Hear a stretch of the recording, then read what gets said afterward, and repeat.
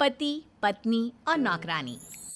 शीतल और अभिमन्यु की शादी को 5 साल हो चुके थे, लेकिन अभी तक उनका कोई बच्चा नहीं हुआ था। इसकी वजह से शीतल और अभिमन्यु परेशान रहते थे, लेकिन उन दोनों से ज्यादा परेशान थी शीतल की सास, यानी अभिमन्यु की माँ जानकी देवी। जानकी देवी चाहती थी कि जल्दी से जल्दी उनकी गोद में पोता या पोती आ जाए, और इसीलिए वो अपनी बहू शीतल को लेकर एक दिन हॉस्पिटल पहुंची। डॉक्टर मैडम, जरा ठीक से चेक करके बताइए ना। कई बड़े बड़े डॉक्टर को दिखाया है, लेकिन मेरी बहू माँ ही नहीं बन पाती। मैंने शीतल को बहुत अच्छे से चेकअप किया है। देखिए, बात यह है कि शीतल के अंदर माँ बनने की कैपेसिटी नहीं है। ये आप क्या कह रही हैं डॉक्टर साहब? कोई तो इलाज होगा ना, कोई दवाई दे दीजिए। देखिए, कुछ प्रॉब्लम ऐसी होती है जिनका कोई ट्रीटमेंट नहीं होता। आई एम सॉरी टू से, लेकिन शीतल कभी माँ नहीं बन सकती, क्योंकि उसके यूट्रस में अंदर से ही कुछ प्रॉब्लम है। घर आने के बाद क्या हुआ माँ?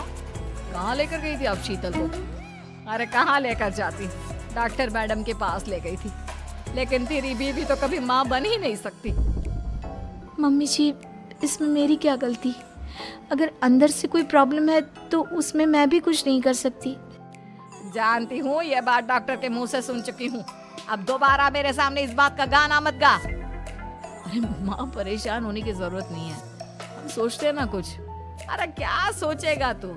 जब डॉक्टर कह चुका है कि तेरी बीवी माँ नहीं बन सकती, तो बता क्या सोचेगा तू? कहाँ से लाएगा बच्चा? माँ, ये तो मैं भी नहीं जानता। अभिमन्यु, क्यों ना हम अनाथ आश्रम से एक बच्चा गोद ले आए? क्या फर्क पड़ता है बच्चा हमारा हो या गोद लिया हुआ? आई बड़ी बातें बनाने वाली। क्या फर्क पड़ता है? अरे क्यों फर्क नहीं पड़ता? मुझे इस वंश को आगे बढ़ाने के लिए मेरे बेटे का खून चाहिए, किसी दूसरे का नहीं।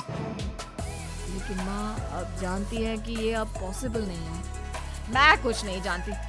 मैं किसी पराये की औलाद को इस घर में अपना पोता या पोती बन के बढ़ता हुआ नहीं देख सकती। मेरा वंश मेरे बेटे के खून से ही आगे बढ़ेगा।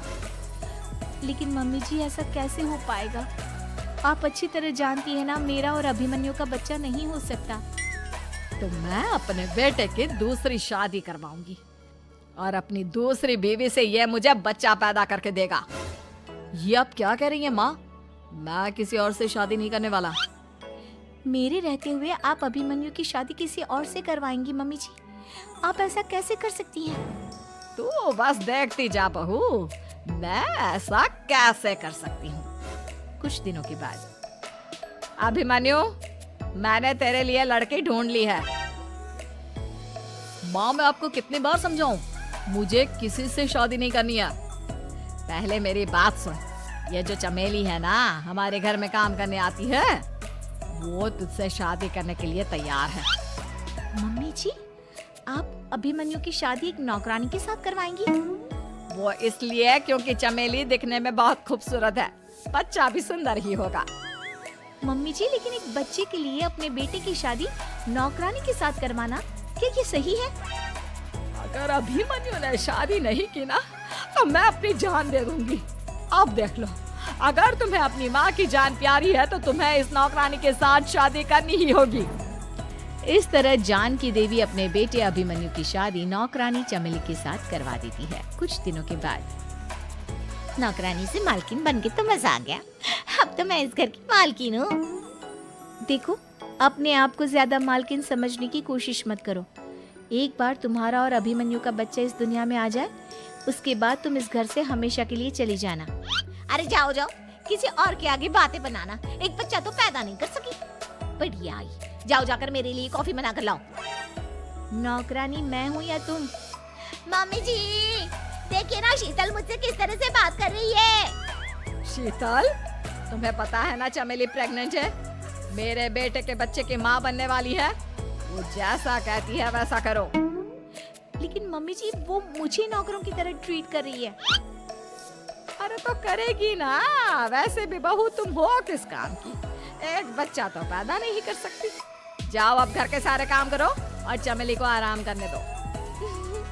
थैंक यू मम्मी जी, भगवान आपका भला करे। आप नहीं होती तो मैं नौकरानी से महारानी कैसे बनती।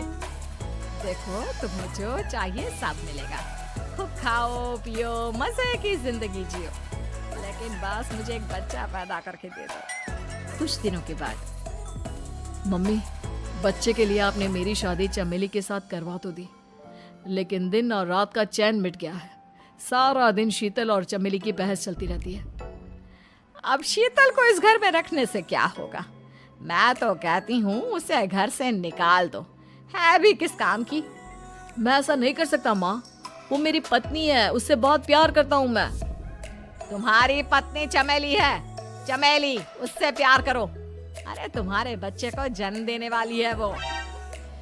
अभिमन्यु, मैं खुद ही इस घर से चली जाती हूँ। वैसे भी अपने ही घर में नौकरों की तरह रहकर परेशान हो चुकी हूँ। घर की नौकरानी मेरे ऊपर हुक्म चलाती है, वो तुम्हारी पत्नी बन चुकी है। अब मेरा इस घर में क्या काम? अभिमन्यु के बार बार रोकने पर भी शीतल उस घर से चली जाती है। कुछ दिनों के बाद चमेली एक बच्चे को जन्म देती है। भगवान ने मेरी सुन ली, मेरे बेटे का घर भर गया, उसका अपना बच्चा इस दुनिया में आ गया।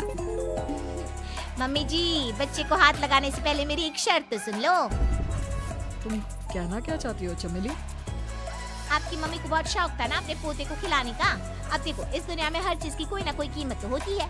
तुम अपनी आधी प्रॉपर्टी मेरे नाम कर दो, बच्चा तुम्हारे नाम। अरे लेकिन मैंने अपने बेटे से तुम्हारी शादी करवाई है, अब ये सौदेबाजी कहाँ से आ गई? जो औरत अपनी बहू को घर से निकाल कर एक नौकरानी के साथ अपने बेटे की शादी करवा दे, वो तो सौदेबाजी कर ही सकती है ना। उसका कैसे भरोसा कर सकते हैं?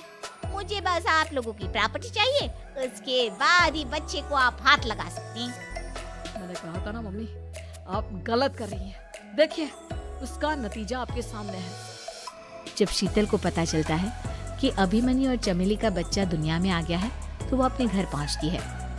अभिमन्यु, कहाँ है आपका बच्चा? क्या मैं उसे देख सकती हूँ?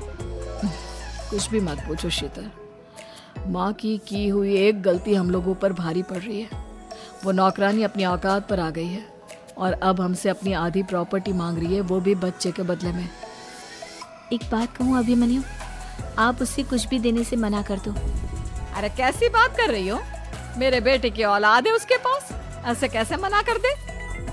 मम्मी जी, वो अभिमन्यु का बच्चा नहीं है, वो चमेली और उसके बॉयफ्रेंड का बच्चा है। ये तुम क्या कह रही हो शीतल?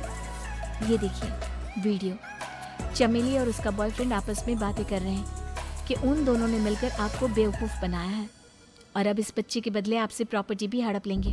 हे भगवान, ये मुझसे क्या हो गया?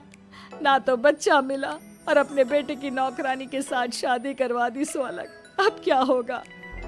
मुझे माफ कर दो शीतल, मेरी वजह से तुम्हें बहुत तकलीफ हुई है। अभिमन्यु, मैंने कहा ना, उस नौकरानी को उसके बच्चे सहित इस घर से बाहर निकाल दो। लगता है मेरे अभिमन्यु का बाप बनने का सपना अधूरा ही रह जाएगा। अभिमन्यु, अपनी मम्मी से कहो कि परेशान ना हो। आपको याद है एक बार हम एक IVF सेंटर गए थे, मैंने फिर से वहां जाकर बात की थी और आपको पता है इस बार मैं प्रेग्नेंट हूँ, क्योंकि हमने वहां पर प्रोसीजर करवाया था जिसकी वजह से मैं प्रेग्नेंट हो गई थी और इस बात का पता मुझे बस कुछ महीने पहले ही लगा है। हमारा बच्चा इस दुनिया में आने वाला है अभिमन्यु। मुझे माफ कर दो शीतल बहू, मुझसे बहुत बड़ी गलती हो गई। कोई बात नहीं माँ, लेकिन अब हमें उस धोखेबाज नौकरानी को इस घर से बाहर निकालना है और इस घर की मालकिन को वापस घर लाना है, वो भी अपने बच्चे के साथ।